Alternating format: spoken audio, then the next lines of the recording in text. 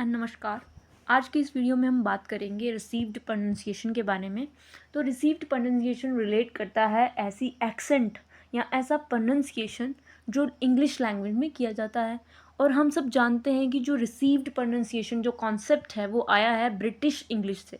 ठीक है, जो भी आज हम बात कर रहे हैं, कोई भी भाषा अगर हम यूज़ कर रहे हैं लैंग्वेज की, इंग्लिश की, तो भाई यो ब्रिटिश के जो प्रेस्टिजियस लोग होते थे ना, जो मतलब प्रेस्टिजियस मतलब जो एलीट ग्रुप है या फिर जो क्वीन यूज़ करती है जो लैंग्वेज को, या फिर ट्रेडिशनली 18th सेंचुरी में इस रिसीव्ड प्रोनाउंसिएशन का कॉन्सेप्ट आया है कि मतलब कि जो एलीट ग्रुप थे ना, ब्रिटिश गवर्नमेंट या फिर एलीट ग्रुप होते थे जो उच्च मतलब एक तरीके का उस लैंग्वेज को प्रेस्टिजियस वैरायटी ऑफ प्रोनाउंसिएशन कहा गया कि जो वो लोग भाषा यूज़ करते हैं, लैंग्वेज इंग्लिश लैंग्वेज जो यूज़ करते हैं वो कुछ मतलब एलीट काइंड ऑफ है। उसका जो एक्सेंट है उसमें एक तरीके का मतलब एक तरीके की वो अपने को अपर मानते हैं towards the southern part of London. कि आपने देखा होगा कि जैसे ही जो अपर पार्ट है वो सारे ही वर्ल्ड पे छाया रहा, और जो वहाँ का जो एलीट ग्रुप था वो अपने आप को मानता था कि हम जो भाषा यूज़ करते हैं वो काफ़ी बहुत ही ज़्यादा रिच है, बहुत ही ज़्यादा इम्पॉर्टेंट है। यहाँ पे अगर हम पढ़ें तो जो रिसीव्ड प्रोनाउंसिएशन है वो prestigious variety of English language है जो कि स्पोकन की जाती है कहाँ पर, ब्रिटिश के लंदन में। ठीक है ना, जिसको ब्रिटिश इंग्लिश भी कह देते हैं। एक तरीके की आइडेंटिफाइबल रीजनल एक्सेंट है वहाँ पे। ठीक है, कॉमनली इसको हम क्या बोलते हैं, आरपी, मतलब एक तरीके का एब्रीवेट कर दिया गया है, उसको एक शॉर्ट फॉर्म में लिख दिया गया है कि ब्रिटिश रिसीव प्रोनाउंसिएशन। तो ये जो आरपी थी ना, इसको कौन कॉपी करते थे, बीबीसी का जो न्यूज़ चैनल होता था वो करता था। क्वीन जो है, क्वीन की जो इंग्लिश है, मतलब कि जो वो इंग्लिश यूज़ करती है अपने इंटरव्यूज़ में, या फिर ऐसे कोई भी भाषण दे रही है या फिर कोई स्टेटमेंट दे रही है या फिर कुछ भी, तो उनकी जो एक्सेंट है उसको पोश कहा गया, मतलब कि एक तरीके का वो मतलब उच्च कोटि की भाषा है। और एक तरीके का इसमें हमें बताया जा रहा है कि वो भाषा जो है वो एलीट ग्रुप की भाषा थी। एंड उससे अगर हम देखें तो जो ब्रिटेन है या फिर जो यूके है, यूनाइटेड किंगडम है, वो एक नॉर्दर्न पार्ट जो है वो है लंदन का। और यहीं पे जो है रानी का जो महल है, जो भी है प्रिंसेस रहते हैं, वहाँ के जो बच्चे हैं जब वो स्कूल जाने लगे तो पब्लिक स्कूल्स होते थे उनके लिए, और उनमें जो यूज़ किए जाने वाली भाषा होती थी वो ये रिसीव्ड प्रोनाउंसिएशन होता था कि जो कि वही लोग बोल पाते थे। इसके बाद क्या हुआ, वर्ल्ड वार हुआ। वर्ल्ड वार की वजह से क्या हुआ कि सब जो क्लासेस होती थी, कोई भी एलीट या फिर कोई भी वो नहीं था, थोड़ा उसमें डिफरेंस देखने को मिले कि सब लोग मिडिल क्लास में आ गए। तो ये रिसीव्ड प्रोनाउंसिएशन मॉडर्न प्रोनाउंसिएशन में, मॉडर्न रिसीव्ड प्रोनाउंसिएशन में बदला। ठीक है, इतना आपको समझ में आया कि इस भाषा को सब लोग कॉपी करते थे, मिमिक्री करते थे। जो कि हम बात कर रहे हैं बीबीसी की। बीबीसी एक न्यूज़ चैनल, जो डेविड क्रिस्टल है, वो कहते हैं कि it emerge towards the end of 18th century. 18th century के साथ ही ये एंड होने शुरू हुई आरपी। ठीक है, और आरपी जो है वो क्वीन यूज़ करती थी। ठीक है, आज भी करती होंगी, बट अब थोड़ा मतलब एक तरीके का इस एक्सेंट को अपर क्लास एक्सेंट कहा जाता है, और इस एक्सेंट को यूज़ किया जाता है पब्लिक स्कूल्स के अंदर। सिविल सर्वेंट्स के जो बड़े बड़े लोग हैं या फिर जो एलीट ग्रुप में चले गए, जो लोअर क्लास के थे वो थोड़े रिच हुए, थोड़े अमीर हुए, फिर वो वाली भाषा भी यूज़ करना शुरू कर गए। जैसे कि ऑक्सफोर्ड यूनिवर्सिटी है, वहाँ पर भी इस भाषा का प्रयोग किया जाता हो। तो क्या हुआ कि जो ब्रिटिश एम्पायर है, जो सिर्फ एक ही पर्टिकुलर ग्रुप था जो एलीट था, तो जो लोअर सदर्न पार्ट के जो लोग थे, सदर्न इंग्लैंड या फिर अदर पार्ट्स में भी ये इंग्लिश लैंग्वेज स्प्रेड हुई। तो कहने का मतलब है कि जो इंग्लिश है वहाँ पर, जो अगर हम ब्रिटेन की इंग्लिश देखें, ब्रिटिश एरिया की इंग्लिश देखें, तो वहाँ पे नंबर ऑफ डायलेक्ट्स एक्सेंट है, मतलब कि जो भाषा रीजनल लैंग्वेज, डायलेक्ट किसे कहते हैं, जो कि रीजनल भाषा में बोली जाने वाली भाषा होती है, और वहाँ की जो एक्सेंट्स हैं वो नंबर ऑफ है, कि मतलब हर एक, अगर स्टेट में चले जाओगे यूके के तो आप अलग अलग एक्सेंट पाओगे, तो वैसे ही अलग अलग पार्ट्स में इंग्लिश स्पीकिंग वर्ल्ड में अलग अलग एक्सेंट हमें देखने को मिलेगी भाषा पर।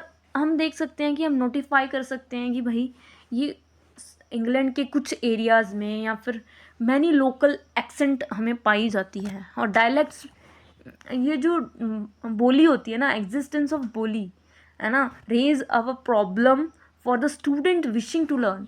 और ये जो डायलेक्ट होती है, जो मतलब एक तरीके की रीजनल लैंग्वेज में बोली जाने वाली भाषा जो है, अगर वो व्यक्ति अगर वही भाषा यूज़ करते जा रहा है रीजनल लैंग्वेज में, अपनी एक्सेंट यूज़ कर रहा है, तो वो कभी भी ऐसी रिच काइंड ऑफ या रिसीव्ड प्रोनाउंसिएशन कभी भी यूज़ नहीं कर पाएगा। तो उसको प्रॉब्लम आती थी उस बच्चे को समझने में, या फिर कह लो कि मैं अगर स्कॉटलैंड की कुछ एक रीजनल एरिया में रहती हूँ, तो वहाँ की अगर डायलेक्ट मैं बोल रही हूँ, तो मैं कभी भी रिसीव्ड प्रोनाउंसिएशन नहीं सीख पाऊँगी, क्योंकि मैं इतनी डूब चुकी हूँ अपनी रीजनल भाषा बोलने में। अगर मैं चाहती हूँ कि रिसीव्ड प्रोनाउंसिएशन सीखूँ, तो मुझे वहाँ पे डिफ़िकल्टी होगी। What form of spoken English should be imitated, किस तरह की जो स्पोकन लैंग्वेज है मैं उसको इमिटेट कर पाऊँगी, because he obviously can not imitate them all, कि हर कोई उसको इमिटेट नहीं कर सकता था, क्योंकि वो एक एलिट ग्रुप या फिर एक पर्टिकुलर एरिया में बोली जा रही थी। एंड उसमें कितने ज़्यादा बदलाव आ गए अभी के टाइम में, आप देख सकते हो। These types of English is known as received pronunciation और phonetician।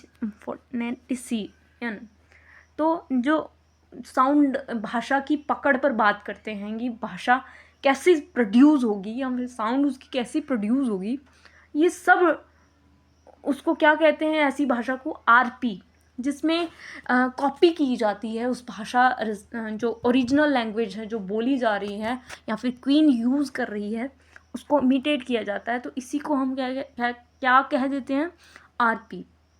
रिसीव्ड प्रोनाउंसिएशन एक ऐसी टाइप है इंग्लिश बोलने की जिसमें often heard in the educated people, जो पढ़े लिखे लोग हैं वहाँ वो ही इसको समझ पाते हैं।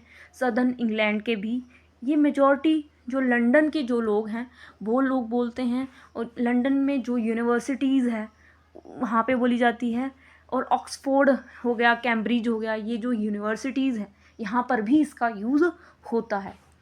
ऐसे ही नहीं जो ऑक्सफोर्ड डिक्शनरी बन गई, या फिर वो वहाँ से डेली अगर हम देखें ऑक्सफोर्ड यूनिवर्सिटी हर साल अपना कैलेंडर या फिर वो अपनी डिक्शनरी निकालती है, न्यू वर्ड्स के वोकेबलरी निकालती है। तो ये हमें समझना होगा कि जो आरपी है, जो भाषा ओरिजिनली या ट्रेडिशनली या क्लासिकली यूज़ की जाती है, वो आज भी कुछ ही एरियाज़ में पाई जाती है। वो डिफ़र कर सकती है, हम उसको इमिटेट कर सकते हैं, बीबीसी उसको इमिटेट कर सकती है, पर एक्चुअल उसकी जो प्रोनाउंसिएट किया जाएगा, कैसे किया जाएगा उसको, ठीक है। ब्रॉडकास्टिंग ऐसे चैनल्स उसको कॉपी करते हैं। फॉर अ प्रॉपर अंडरस्टैंडिंग, हम अच्छी अंडरस्टैंडिंग पाने के लिए रिसीव्ड प्रोनाउंसिएशन का, तो हमें नॉलेज होना चाहिए इंग्लिश फोनेटिक्स का। हमें पता होना चाहिए कि साउंड कैसे वर्क करते हैं, कैसे है कि जो प्रोनाउंसिएशन है, रिसीव्ड प्रोनाउंसिएशन काफ़ी इम्पॉर्टेंट हो जाता है हमारे लिए। इंग्लिश को कैसे प्रोनाउंस किया जाता है उसकी इम्पोर्टेंस जानते हैं, तो आरपी उनके लिए वेरी वेरी इंपॉर्टेंट हो जाता है। Fact, international phonetics symbols in the English are according with the RP. जो हमारे इंटरनेशनल फोनेटिक सिंबल्स आज हम साउंड क्रिएट कर पाते हैं, वो किसके अकॉर्डिंग है, आरपी के अकॉर्डिंग है। One can improve, one pronunciation क्या कर सकते हैं, इम्प्रूव कर सकते हैं with the help of adequate knowledge of phonetics. कि अगर हमें फोनेटिक्स की थोड़ी भी जानकारी है ना, तो हम अपनी जो भी प्रोनाउंसिएशन है उसमें सुधार लाया जा सकता है, हम अच्छे से एक्सेंट का यूज़ कर सकते हैं। अब ये स्टैंडर्ड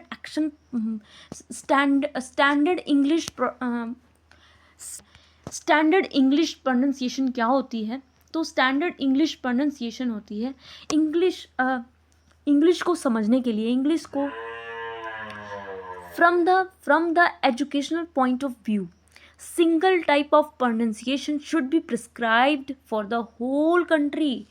अगर हम एजुकेशनल पर्पस से देखें, जो भी हमें एजुकेशन पर्पस से इंग्लिश सीखनी है या प्रोनाउंस करनी है, तो सिंगल टाइप ऑफ प्रोनाउंसिएशन होनी चाहिए, डबल स्टैंडर्ड ऑफ नहीं होती है जिसमें डिप्थोंग्स होते हैं, मोनो डिप्थोंग्स, मोनो जिसमें सिंगल टाइप्स की प्रोनाउंसिएशन क्रिएट होगी पूरे कंट्री में। तो ये वाइडली एक्सेप्टेड की गई है और कह सकते हैं कि जो इंग्लिश लैंग्वेज है उसको प्रोनाउंस किया जाता है BBC लंदन। अगर आप उसको देखोगे तो वहाँ पे जो प्रोनाउंसिएशन आज के टाइम पे मॉडर्न रिसीव्ड प्रोनाउंसिएशन यूज़ की जाती है वो वाइडली एक्सेप्ट की गई है। डैनियल जॉन जो है उन्होंने एक्सेप्ट किया कि जो स्टैंडर्ड इंग्लिश प्रोनाउंसिएशन है वो सही है।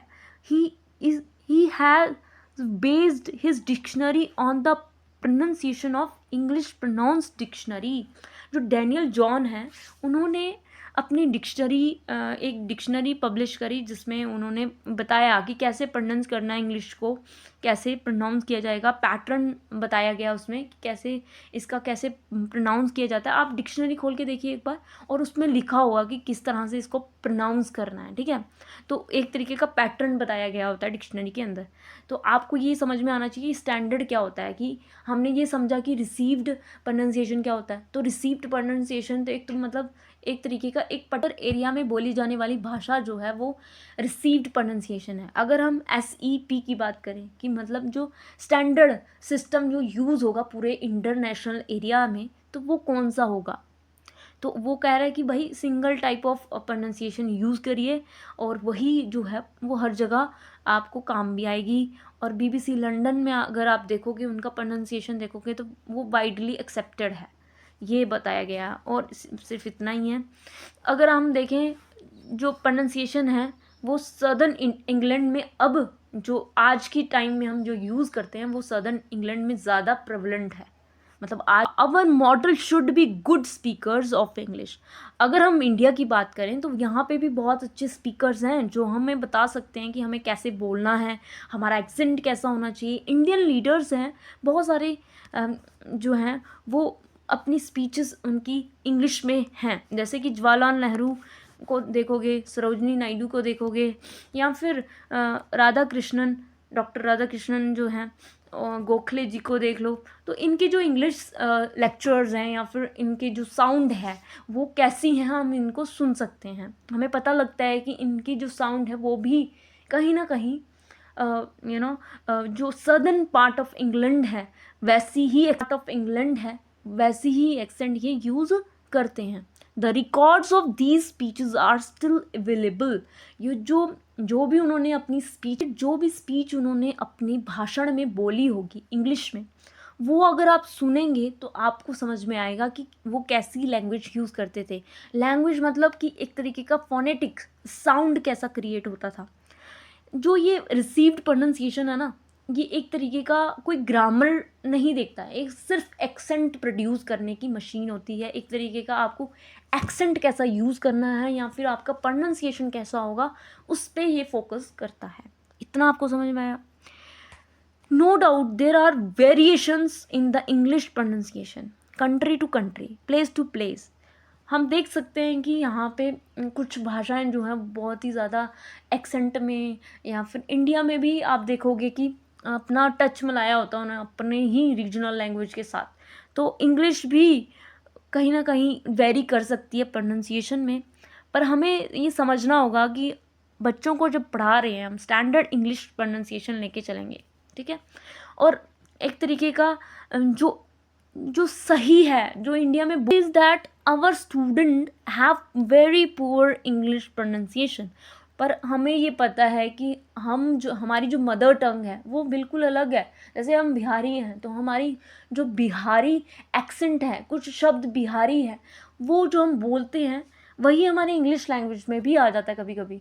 तो आप देखोगे कि कुछ एक्सेंट में वर्ड्स बोले जाते हैं, जैसे इंग्लिश बोल दिया, तो ये उनकी एक्सेंट उनमें प्रॉब्लम नहीं है। ये हमारी डायलेक्ट ही ऐसी है, हम बोलते ही ऐसे हैं, तो जाके हमारी जो इंग्लिश है वो पुअर हो जाती है। हमें क्या पता कि ये भाषा कहाँ से आई, कैसे डेवलप हुई, किसने, कैसा सिलेबल होता है, क्योंकि हम इससे इतना फेमिलियर ही नहीं है। क्योंकि हमारी जो भाषा, अगर बचपन से अगर हम अमेरिका में पले हुए होते तो हमारी जो एक्सेंट होती, प्रोनंसिएशन होता, वो सेम होता।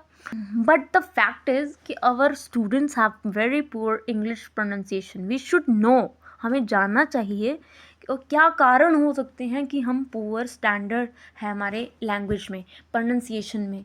तो बहुत सारी प्रॉब्लम्स हो सकती हैं कि भाई हम हम लैक ऑफ गुड मॉडल्स, मतलब कि हम लोगों को कम सुनते हैं, हम वही भाषा, हमें जो कनेक्ट कर जाए, हमारी भाषा